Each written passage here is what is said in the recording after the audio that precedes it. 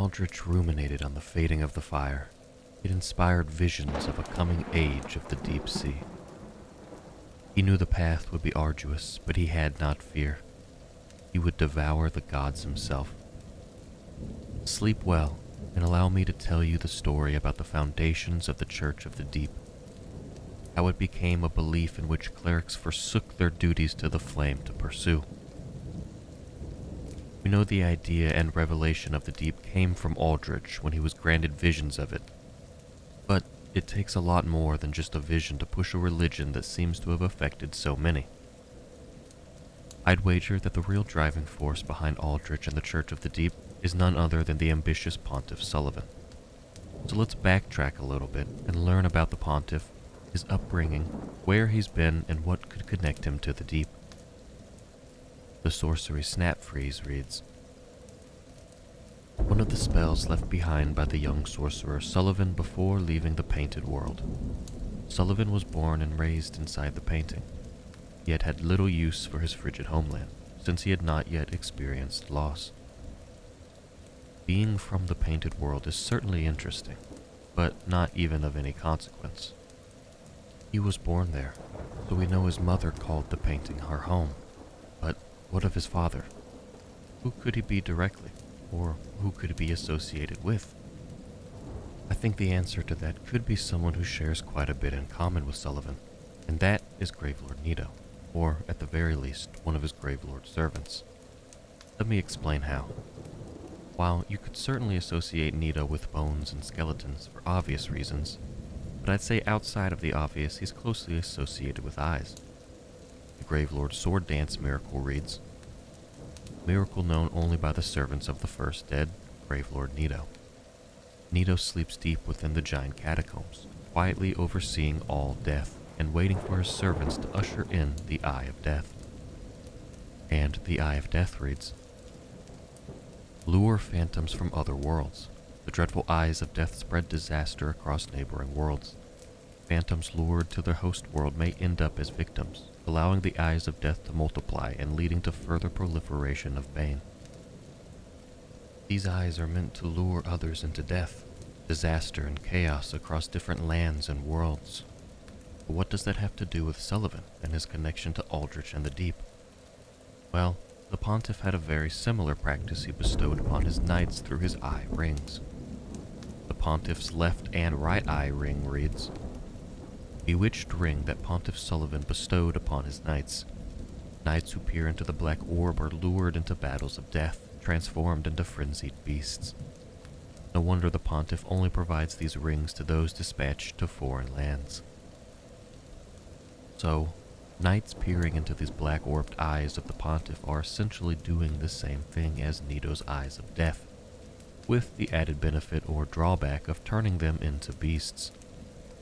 But the connection shared between Nito and Sullivan certainly can't be coincidence, especially considering we clearly see Aldrich wielding some form of the Gravelord Sword or the Gravelord Sword Dance.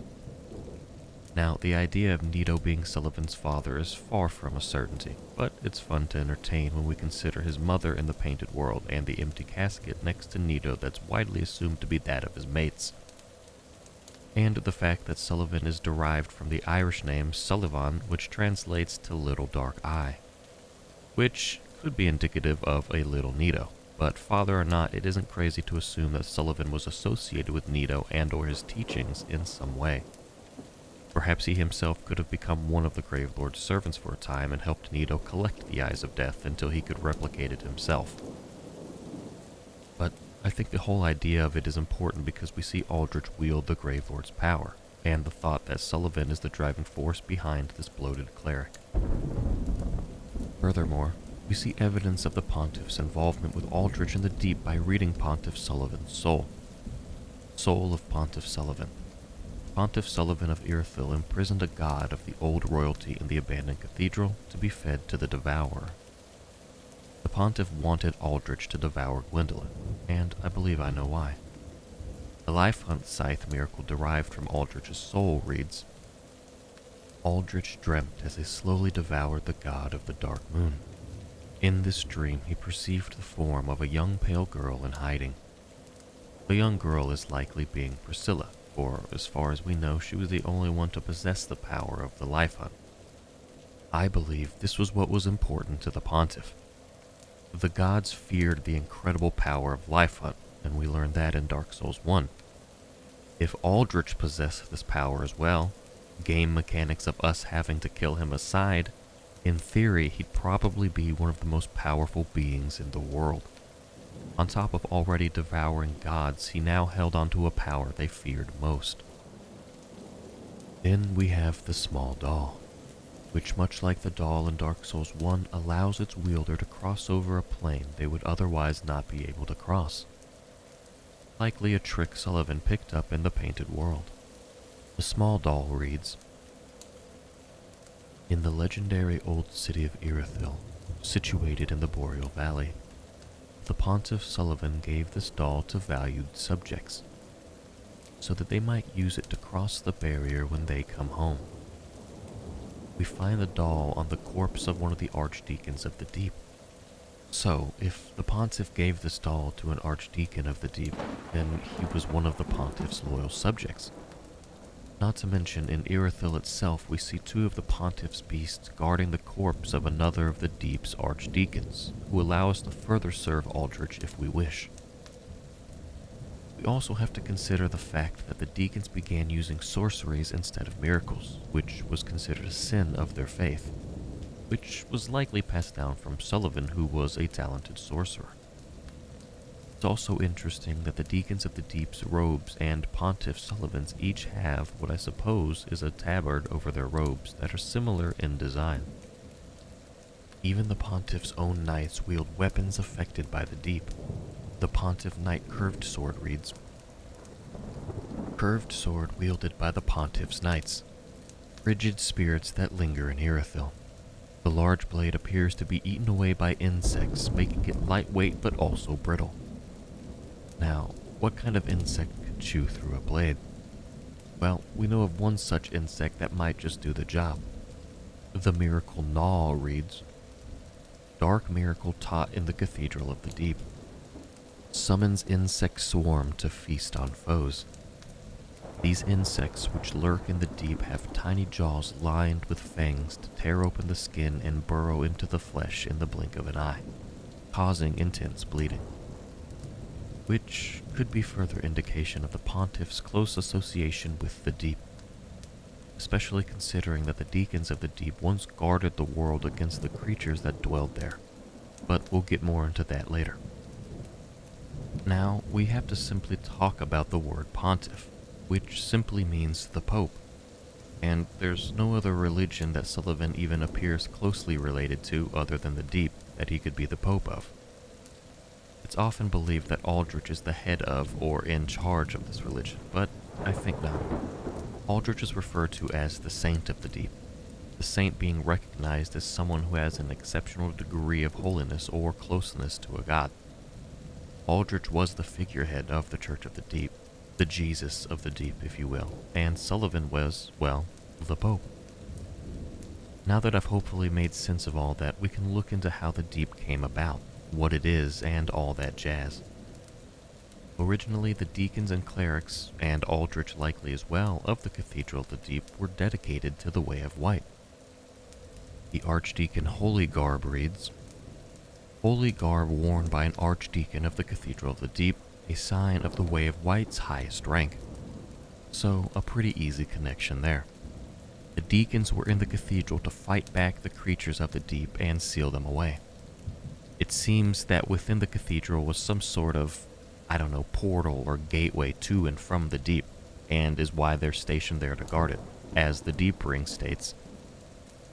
"In the cathedral slumber things most terrible, and as such the deacons require a grand narrative to ensure they do not falter in their duty. A philosophy to ward away the madness beckoned by the grotesqueries at hand."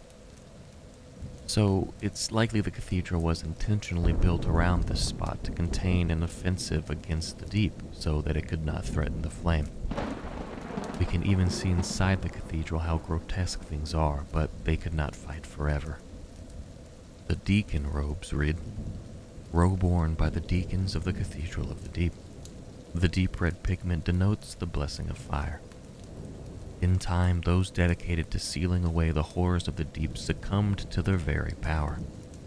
It seems that neither tending to the flame nor the faith could save them. It's likely the same fall to the horrors of the deep that inspired Aldrich to begin his process of devouring people for power, and eventually gods. We know that during this time many bloody battles took place within the cathedral, between the deacons and the beasts of the deep, perhaps even the Pontiff's knights as well, considering the deep insects that chewed through their steel. So much death, in fact, that there were those tasked with disposing of the dead. The Grave Warden robe reads, "Rotting, tattered hood, attire of grave wardens of the Cathedral of the Deep." Grave wardens were tasked with disposing of the ever-rising corpses that plagued the cathedral. Their clothes were utterly putrid, drenched in the blood and mucilage of their undertaking. But what is the Deep? It's hard to say for sure, but I believe it's the place souls and humanity and everything in between went when people died. Because it had to go somewhere, right? The Great Deep Soul Sorcery reads, Archdeacon McConnell, a sorcerer himself, delighted in the cathedral's stagnating souls. For him, they represented the glorious bedrock of this world. The stagnating souls likely from all of the fallen deacons and the beasts as the war within the cathedral raged on. These souls departed from their owner's body, simply began to stagnate within the deep, and we of course know in the Dark Souls universe, souls are the key to power. And as these souls stagnated within the deep, they collected larger and larger numbers. Thus from where the power of the deep draws its strength. The Human Dregs description says, "Dregs are the heaviest thing within the human body, and will sink to the lowest depths imaginable, where they become the shackles that bind this world." The dregs seem likely to be whatever was left of people's soul or humanity, and it slowly sank into what would be known as the deep. And as we know, it eventually became corrupted, and corrupted those who were tasked with guarding it. It's only when Aldrich ruminated on the fading of the flame he was dedicated to protect, that he witnessed the true potential and power of the depths he had been fighting against. And then he witnessed the age of the deep waters, made from the viscous liquid sediment that remained from the souls of the lost. He shared this vision with Sullivan, who sought power above all else. Thus, the Church of the Deep was formed by those the world thought kept them safe from it. Their miracles became sorceries, reflecting the power of the deep and the dregs that stagnated there. Aldrich began to devour and devour until he bloated himself so much that he turned into black sludge. Likely, in some ways, a sort of dreg himself. Before long, however, he in all of his might was tossed upon the flame by those who still served the fire and wished to see its age flourish. But alas, the bells would once again toll, and Aldrich would not follow his duty to the flame, but continue his dreams of the deep and devour the god of the dark moon to gain the all-powerful life hunt ability. Guarded by Sullivan and his knights, they bide their time to find a way to usher in the age of the deep seas. But the Church of the Deep is nothing if not for the efforts of its clergymen. When the cathedral succumbed to the very power it was meant to drive back, 3 archdeacons rose to power to help bring their newly found visions of the deep to fruition. The first archdeacon is Royce.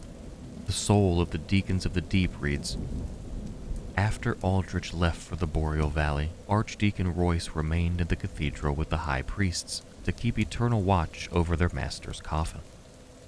Which is about the extent of what we learn about Royce. When the time came and Aldrich rose from his grave and headed to Anor Londo, Royce stood guard with a multitude of deacons to keep watch over Aldrich's coffin. Royce is likely also the valued subject that the Pontiff Sullivan bestowed the small doll upon to return to Irithyll with whenever he needed. And panning over to Irithyll, we find Archdeacon McConnell in his death-like slumber presiding over the Aldrich faithful, calling upon its servants to steadfastly defend their master inside of the ruined cathedral. The Cleric Candlestick reads, "Candlestick used as both sword and catalyst. used for worship by the Deacons of the Deep. The deacons, under the guidance of Archdeacon McConnell, became both clergymen and sorcerers. So it was McDonnell who was responsible for the deacons becoming proficient in sorcery.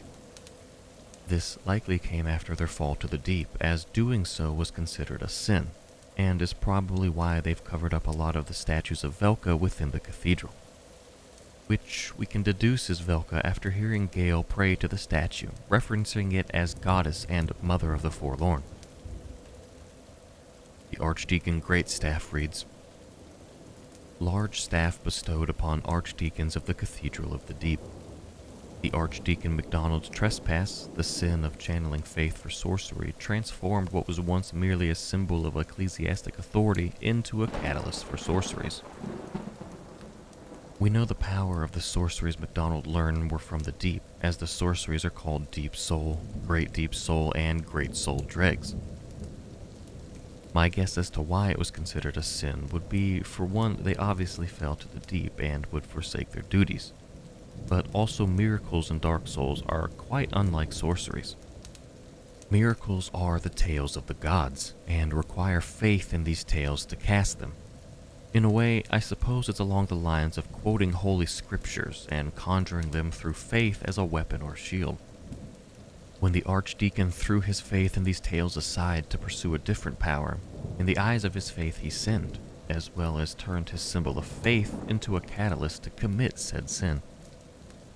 Though I doubt MacDonald became a talented sorcerer on his own, it seems more likely that under the tutelage of an already powerful sorcerer and ally, Pontiff Sullivan, MacDonald was able to spread sorceries of the deep throughout the cathedral.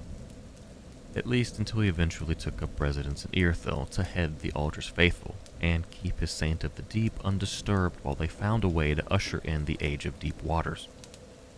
Though we find his body, maybe alive, maybe dead, or perhaps somewhere in between deep down below in Earthil in the water reserves. And it's quite poetically fit for him, as in the cathedral he delighted in the stagnated souls that sank deep down to the lowest depths imaginable, and became the shackles that bind this world. Finally, there's Archdeacon Klimt. The St. Biden description reads, a silver bident decorated by a holy symbol, formerly wielded by St. Klimt. He discarded this weapon that draws upon one's faith on the day he put his own faith behind him. So, much like every other deacon and archdeacon within the Cathedral of the Deep, Klimt put his faith behind him and embraced the deep. But Klimt was slightly different. He was both a saint and an archdeacon, but where did his duties land him?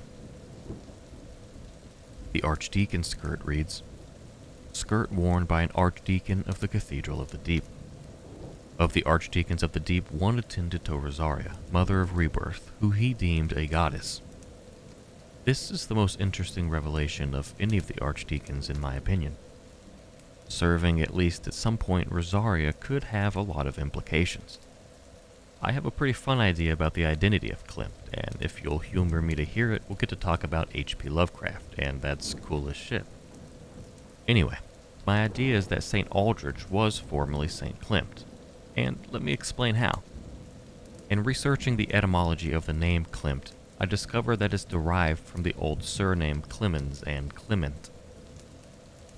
The first recorded use of this name was in the mid-12th century, where a Knight Templar of Oxfordshire named William Clement was known as the church builder.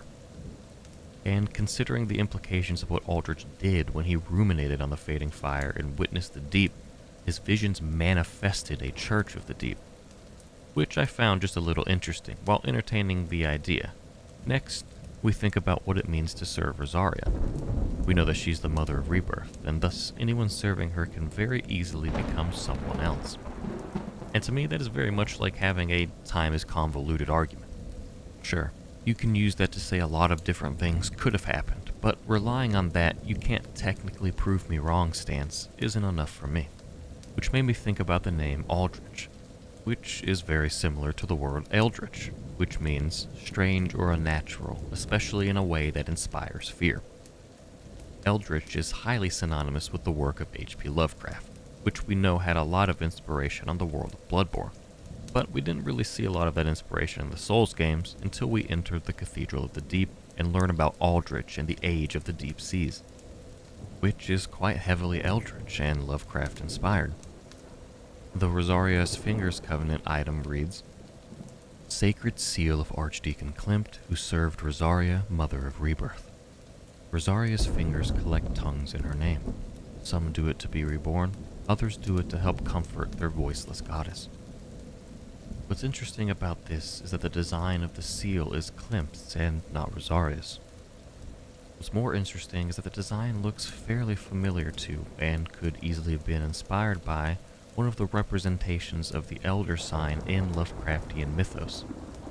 In that mythos, this elder sign is used as a way to divert attacks from deep ones, and is inscribed on all the sealed doors of the city of Urlier, which is where Cthulhu dreams. A passage from The Call of Cthulhu says, The nightmare corpse city of Urlier was built in measureless eons behind history by the vast loathsome shapes that seeped down from the dark stars. This could be similar to the way that the soul dregs in Dark Souls sink down to unimaginable depths and make up the bedrock of this world, and that the deacons are beckoning in the Age of Deep by trying to wake some ancient old one that dwells there, kind of like Cthulhu does. But maybe I'm getting a little ahead of myself. So let's get back to the Aldrich used to be Klimt idea before looking into more Lovecraft.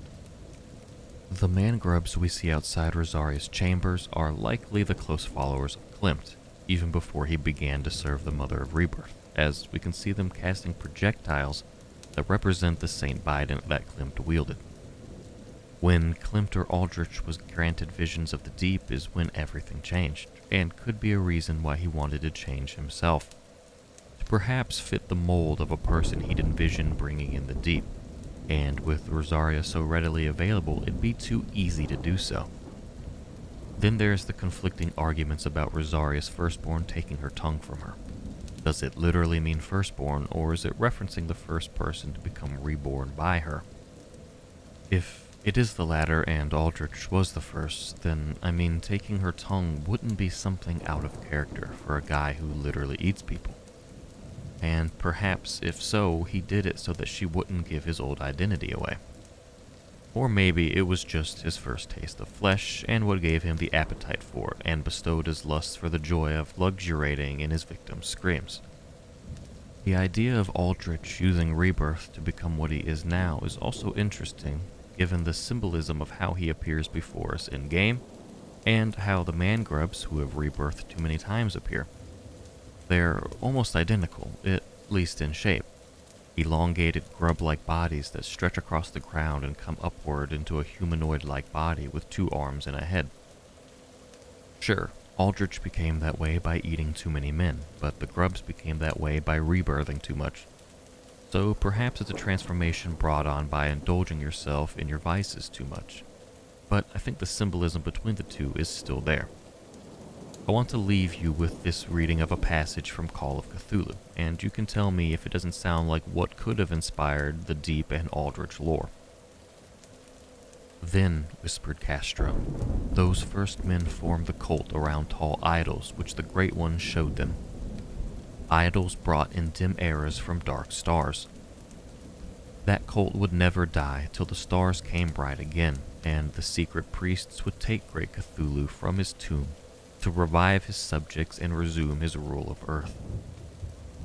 The time would be easy to know, for then mankind would have become as the great old ones, free and wild and beyond good and evil, with laws and morals thrown aside and all men shouting and killing and reveling in joy.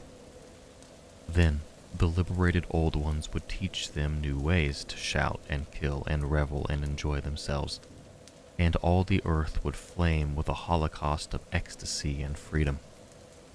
Meanwhile, the cult, by appropriate rites, must keep alive the memory of those ancient ways and shadow forth a prophecy of their return. In the elder time, chosen men had talked with the entombed old ones in dreams, but then something happened.